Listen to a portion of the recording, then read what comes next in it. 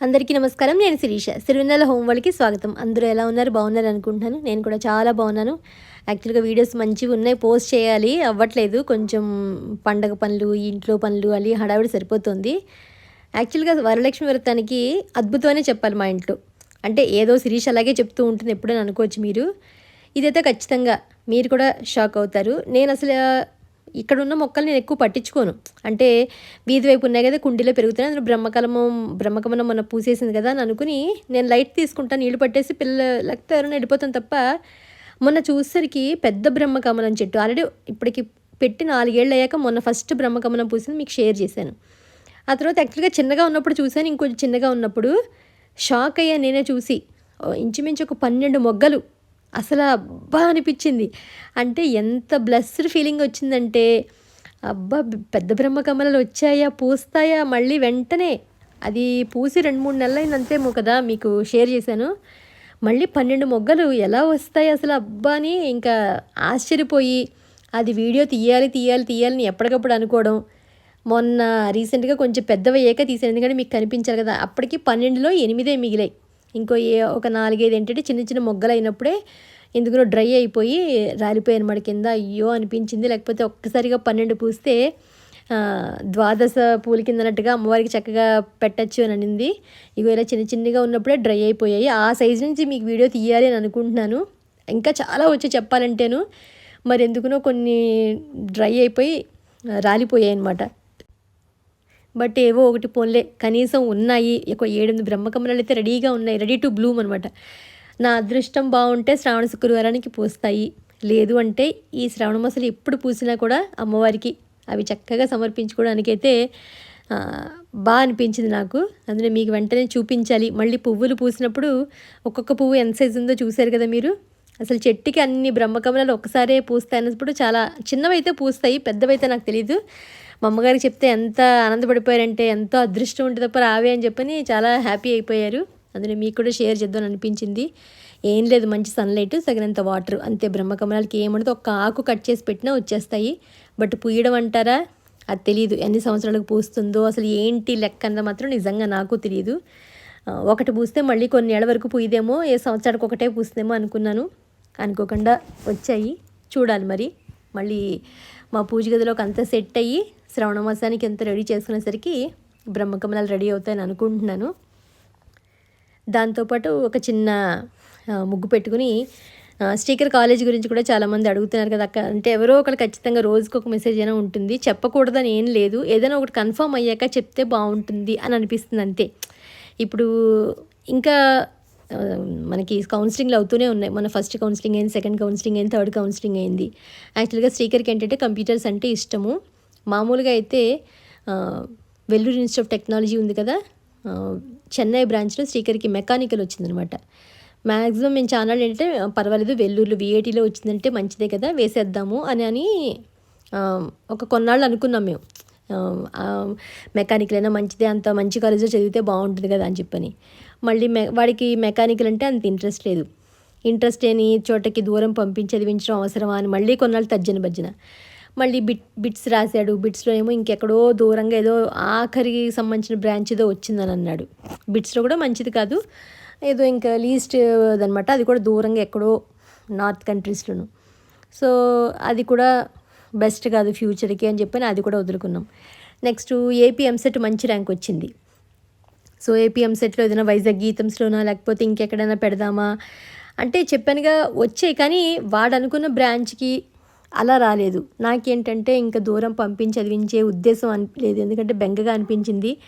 ఈ 2 ఏళ్ళు అమ్మ దగ్గర ఉన్న వారానికి 2-3 రోజులు ఇక్కడే ఉన్నా కూడా అమ్మో 4 ఏళ్ళు మళ్ళీ దూరంగా ఉంటాడా పిల్లాడు, వద్దులే మన దగ్గరే చదువుకుంటే బెటరు. ఎందుకో బెంగ అనిపించి ఒక 2 రోజులు ఎమోషనల్ అయిపోయి ఏడ్చేసాను కూడా వాడిని పట్టుకుని, వద్దురా ఎక్కడికి వెళ్ళకు అని, ఇక్కడే చదువుకో అమ్మ దగ్గర అని. వాడికి ఆఫ్ కోర్స్ ఇష్టం లేదు, ఇంకా అందుకని దగ్గరే పెట్టుకు చదువుకుందామని లోకల్గా అంటే త్రూ కౌన్సిలింగ్ ద్వారా అంటే మంచి కాలేజీలో మనం అనుకున్న కాలేజీలు కంప్యూటర్ బ్రాంచ్ వచ్చేవి రాలేదనమాట. సో అందుకని ఇంకా విడిగానే ప్రైవేట్ లాగానే తీసుకుందాము అని చెప్పని చూస్తున్నాము. మహేంద్ర యూనివర్సిటీ ఒకటి చూసుకున్నాను అనమాట. సో మేబీ అదేనా అవ్వచ్చు, లేకపోతే ఇంకొకటి కూడా ఉంది ఆప్షన్లోను. ఆ రెంట్లో ఏంటని చూసుకుని సో దాన్ని బట్టి ప్రొసీడ్ అవుదామని ఫైనల్గా అయితే మీకు తప్పకుండా చెప్తాను. ఇప్పటివరకు అయితే మహేంద్ర యూనివర్సిటీనే మాకు దగ్గరగా కూడా ఉంటుంది కదా అని చెప్పని అందులో వేద్దాము. వాడికి నచ్చిన కంప్యూటర్స్ కూడా కాబట్టి నచ్చిన బ్రాంచ్లో వేస్తే వాళ్ళకి నచ్చిన సబ్జెక్ట్ అయితే బాగా చదువుకుంటారు కదా అని వాడికి మొదటి నుంచి కంప్యూటర్స్ అదే ఇష్టం అని చెప్తున్నాడు. అందుకని దానికైతే ఫిక్స్ అయ్యి ప్రస్తుతానికి. అంతపై మీకు చెప్పకూడదు, దాచాలి అని అసలు ఉద్దేశమే లేదు. ఒకటంటూ క్లారిటీ వస్తే మాకు అప్పుడు మీకు చెప్పడానికి బాగుంటుంది. లేకపోతే ఇప్పుడు ఇది అనుకున్నాం, అయ్యో ఇది కాదు మళ్ళీ ఇంకోటి అనుకున్నాం, అలా మార్చడం ఎందుకు. పైగా ఏదైనా సరే మనం ఎప్పుడైనా కన్ఫర్మ్ అవ్వకుండా మాత్రం రిలీజ్ చేయకుండా ఉంటేనే బెటర్. ఏ విషయమైనా సరే వన్స్ కన్ఫర్మ్ అయ్యి అది రొటీన్లో పడినప్పుడే మనం ఏదైనా ఒక పని అయినా ఏదైనా సరే ఉంటే బెటరు. చాలామంది మా వాళ్ళైనా చాలామంది అడుగుతూనే ఉన్నారు, ఎక్కడ వేస్తున్నారు, ఎక్కడ ఎంత ర్యాంకులు ఏంటి, ఎక్కడెక్కడ వచ్చాయని. ఇంకా మిగతా ఎస్ఆర్ఎంలు కానీ ఇంకేం పెట్టించలేదు. చెప్పానుగా మెయిన్ దగ్గరుండి చదువుకోవాలి అని ఒక్కటే పెట్టుకున్నాను నేను. ఆ తర్వాత ఉద్యోగం అంటే మగపిల్లలు ఎలాగో బయటికి వెళ్తారు, ఆబ్వియస్లీ అప్పుడు మనం ఆపలేం, ఎందుకంటే అది వాళ్ళ కెరియర్ అవుతుంది. చదివించుకునేటప్పుడు అది మన ఇష్టం. మన హైదరాబాద్లో కూడా మంచి మంచి కాలేజీలు ఉన్నాయి కాబట్టి దగ్గర పెట్టి చదివించుకుందాన్ని ఫిక్స్ అయ్యనమాట.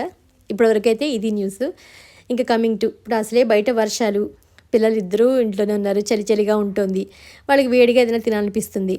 అందుకని ఫటాఫట్ అంటే వాళ్ళకి ఏదైనా స్పైసీ రైస్లు అవి అంటే ఇష్టపడతారు కదా, అందుకని ఇవాళ ఒక స్పెషల్ రైస్ చేద్దాం అనుకుంటున్నాను అనమాట.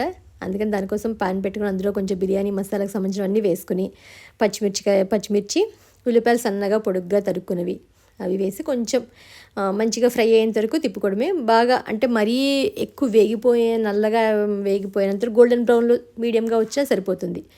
తర్వాత కొంచెం వీళ్ళకంటే ఏదో ఒక మంచిగా రిచ్గా ఉండే ప్రోటీన్గా ఉన్నట్టు ఉండాలి కదా, జీడిపప్పులు అవి ఏదైనా డ్రై ఫ్రూట్స్లో వెళ్ళినట్టు ఉంటాయి కదా అని చెప్పని అవి వేసాను. నా దగ్గర ఇంకా వేరే వెజిటబుల్స్ ఏం లేవు, ఓన్లీ పొటాటో ఉంటాయి. ఇంకా లైక్ పొటాటో రైస్ అనుకోవచ్చు మీరు.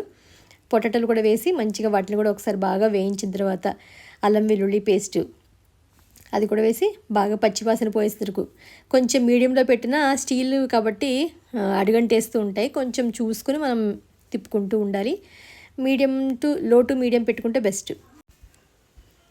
అప్పటికప్పుడు మనకి ఏదన్నా ఫటాఫట్ చేసుకోవాలి, ఓన్లీ ఒక వెజిటబుల్లే ఉందన్నప్పుడు ఇది బెస్ట్ అనిపించింది నాకైతేను.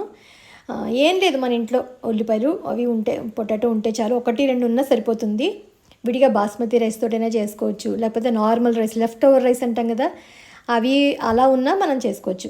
నేను కొంచెం పసుపు వేసాను, ఆ తర్వాత ముక్కలకి కొంచెం ఉప్పు పట్టడానికి, అంటే పొటాటోకి ఆనియన్కి ఉప్పు పట్టడానికి కొంచెం ఉప్పు చూసుకుని అంతే. మళ్ళీ రైస్లోకి ఎలాగో మనం కలిపినప్పుడు వేస్తాం కాబట్టి కొంచెం వేసాను. మధ్యలో తిప్పుతూ ఉంటే అల్లం వెల్లుల్లి పేస్ట్ పచ్చివాసన పోతుంది కదా. ఆ తర్వాత కొంచెం జీలకర్ర పొడి, కొంచెం గరం మసాలా, అలాగే కారం, మనకి రుచికి సరిపడా కారం చూసుకుని, అంటే కొంచెం స్పైసీగా తినేవాళ్ళైతే ఇంకా కొంచెం క్వాంటిటీ పెంచుకోవచ్చు. నేను ఒక్కొక్క టేబుల్ స్పూన్ కింద వేసాను 3. ఆ తర్వాత ఎందుకంటే వాటర్ అది లేదు కాబట్టి గమ్ముని అడుగంటుతూ ఉంటుంది కాబట్టి మంచిగా అంతా ఆనియన్స్కిను పొటాటోస్కి మంచిగా ఈ మసాలాలన్నీ పట్టేలా చూసుకుని ఫ్రెష్గా కడుక్కున్న కొంచెం తీసుకుని కొంచెం బాగా ట్యాప్ కింద 2 times వాష్ చేసేసిన కొత్తిమీర అలాగే పుదీనా వేసాను. ఆ ఫ్లేవర్ బాగుంటుంది మనకి. ఆల్రెడీ నేను రైస్ కుక్కర్లో ముందే పెట్టేసుకున్నాను, బాస్మతి రైస్ ఒక 3 కప్పులు. సో దానివల్ల ఏంటంటే అక్కడ రైస్ అయిపోతుంది కాబట్టి ఇవి మంచిగా మగ్గిపోతాయి కాబట్టి 2 ఒక్కసారి అయిపోతుంది. ఆ తర్వాత తీసి రైస్ని మొత్తం తీసుకెళ్ళి ఇందులో వేసేసి మంచిగా పైన ఒకసారి ఉప్పు వేసి నిమ్మకాయ కూడా పిండుకోవాలి, ఎందుకంటే మసాలాలన్నీ ఉంటాయి కాబట్టి. లైట్గా స్టవ్ ఆఫ్ చేసేసిన తర్వాత బాగా కిందికి మైకి అంతా తిప్పేసిన తర్వాత స్టవ్ ఆఫ్ చేసేసిన తర్వాత ఒక లెమన్ని స్క్వీజ్ చేసేసి మొత్తం కలిపేస్తే అసలు ఎంత టేస్టీగా ఉందంటే అంత టేస్టీగా ఉంది. అంటే పొడిలాడుతూ వచ్చింది, చాలా ఈజీగా అయిపోయినట్టుంది, ఎక్కువ శ్రమ లేదు. పిల్లలకి ఏంటంటే రెగ్యులర్గా బిర్యానీ అంటే వాళ్ళు బోర్ అవుతూ ఉంటారు కాబట్టి టమాటా రైసు లేకపోతే ఆకుకూరలతో రైసు, అంటే ఆకుకూర అంటే వాళ్ళు ఒక్కొక్కసారి ఇష్టపడరు. ఇలా ఆలుతో రైస్ అంటే ఆలు అంటే పిల్లలు ఇష్టపడతారు కాబట్టి చేశాను, చాలా బాగా వచ్చింది. అంటే ఆ రోజు టేస్ట్ కూడా ఎంత బాగా కుదిరిందంటే అంత బాగా కుదిరింది. ఇష్టంగా పిల్లలు ఇలా వేడిగా చేస్తే అలా తినేస్తే బాగుంటుంది అంతేను. కలర్ కూడా ఏంటి చెప్పాను కదా మంచి రెడ్గా వచ్చింది ఫైనల్గాను. అంటే కొంచెం రెడ్ చిల్లీ పౌడర్ కలర్ బాగుంటుంది, అది కారం ఉండదు కానీ కలర్ బాగుంటుంది. ఫైనల్గా ఇది రెసిపీ రెడీ అయిపోయింది. ఆలూ రైస్, ఇవే ఆలూ బదులు మనం ఏ వెజిటబుల్స్ ఉంటే ఆ వెజిటబుల్స్ వేసుకుని ఆ రైస్ పేరు చెప్పేసి చేసేసుకోవడం అంతేను. మిగతా ప్రాసెస్ అంతా సేమ్. అప్పుడప్పుడు ఇలాంటివి చేస్తే ఏంటంటే మనకు కూడా కొంచెం తినాలనిపిస్తుంది కాబట్టి మెయిన్గా వర్షాకాలం కానీ అలాంటప్పుడు బాగుంటుందని సరదాగా చేసాను. పన్నీర్తో చేసుకుంటాను అప్పుడప్పుడు నేను. సో ఇదొక మంచి రెసిపీ. నెక్స్ట్ వచ్చి శేఖర్కి ఇంక కాలేజ్ స్టార్ట్ అయిపోతుంది కదా అని చెప్పని మన అమెజాన్ మనకి సేల్ ఉంది కదా, అప్పుడు ల్యాప్టాప్ బుక్ చేశాను అనమాట. యాక్చువల్గా కంప్యూటర్స్ అంటే ఖచ్చితంగా ల్యాప్టాప్ ఉండాలి వాళ్ళకి. ఏదో ఒక కోడింగ్ అనో సంథింగ్ ఏవో వాళ్ళకి ఉంటాయిగా ప్రాసెస్ అంతా కంప్యూటర్స్లో చేసేవి. అక్కడ ల్యాబ్లో ఎంత చేసినా ఇంటికి వచ్చాక మనం ప్రాక్టీస్ చేయడానికి దానికి కూడా ల్యాప్టాప్ ఉంటే బెటర్ కదా అని అనిపి డెస్క్టాప్ తీసుకుందాం అనుకున్నాం. కానీ మళ్ళీ దానికి ఒక ప్లేస్ అంటూ అరేంజ్ చేయాలి, మళ్ళీ CPU అన్నీ మానిటర్ అన్నీ పెట్టుకొని అక్కడ కూర్చొని టేబుల్ చైరు అన్నీ ఏర్పాటు చేయాలి కదా, అవన్నీ వదిలే ఇదైతే ఎప్పుడైనా కాలేజీకి అవసరం అయితే పట్టుకెళ్ళచ్చు అన్నట్టుగా మొన్న తీసుకున్నాం అనమాట. హెచ్పిది బాగుంది అనిపించింది. సో సరదాగా మీకు షేర్ చేద్దామని అనిపించింది. ఎందుకంటే పిల్లలకి కాలేజ్తో పాటు చాలా అవసరాలు వాళ్ళకి మనం చేస్తూ ఉండాల్సిందేను. ఎప్పుడో నాకు 2013 అప్పుడప్పుడే స్మార్ట్ ఫోన్స్ రావడం, ల్యాప్టాప్లు అయితే ఉన్నాయి. నాకు ఫస్ట్ మా వారు కొనిచ్చింది 2013లో అనమాట ఫస్ట్ ల్యాప్టాప్. అది ఇప్పటిదాకా ఉంది. ఈ మధ్యనే ఇంక మొరాయించేస్తుంది, అస్సలు మాట వినట్లేదు. 14లో ఫస్ట్ మొబైల్, అప్పటికి ఇంకా స్మార్ట్ ఫోన్స్ మనకి ఇంకా రాలేదు. 2013-14లో అప్పుడు కొనిచ్చారనమాట. అప్పట్లో ఇంత పెద్ద మొబైలా అని కరెక్ట్గా 10 years ఎగో అప్పుడప్పుడే వచ్చినప్పుడు. అలా ఫస్ట్ మనకి ఏదైనా కొన్నప్పుడు పెళ్లి కాకముందు అంటే 2005లో, ఇంకా అప్పటికి పెళ్ళలేదు, ఫస్ట్ చిన్న నోకియా మొబైల్ ఇచ్చారు మా వారు. సో అవన్నీ ప్రీషియస్గా ఉంటాయి మనకి. ఫస్ట్ టైం అవి చూసినట్టు పిల్లలకు కూడా అదే ఎంజాయ్మెంట్ ఉంటుంది. వాళ్ళకంటూ ఒక కొత్తది ఏదైనా కొనిస్తే అమ్మ ల్యాప్టాప్ ఎంత బాగుందో అని చెప్పని వాడు ఎగ్జైట్మెంట్ నాకు చూడాలనిపించింది, సరదాగా షేర్ చేయాలనిపించింది మీకు, అంతేను. మనమైతే చిన్నప్పుడు నేనైతే కొత్త సబ్బు, కొత్త తువ్విన, కొత్త సబ్బు పెట్టి ఏదైనా వస్తే దానికి హ్యాపీ అయిపోయేదాన్ని. అలా అదొక ఆనందం, అంతేను. ఇప్పుడు ఏంటంటే కొంచెం చిన్న చిన్న చీరలకు 1 గ్రామ్ జ్యువెలరీకు అలా వాటికి ఏది కొనుక్కునే హ్యాపీ అయిపోతాం, అంతే. అది చిన్న పెద్ద అని ఉండదు. అందులో వెంటనే మావాడు బాగా చదువుకోవాలి, చక్కగా అన్ని మంచి మంచి ప్రాజెక్ట్స్ ఇందులో చెయ్యాలి అని చెప్పని దేవుడికి దండం పెట్టి బొట్టు పెట్టి దేవుడు ఆశీర్వాదం తీసుకున్నట్టుగా తీసుకుని అప్పుడు ఆన్ చేసుకున్నాను అని చెప్పాను.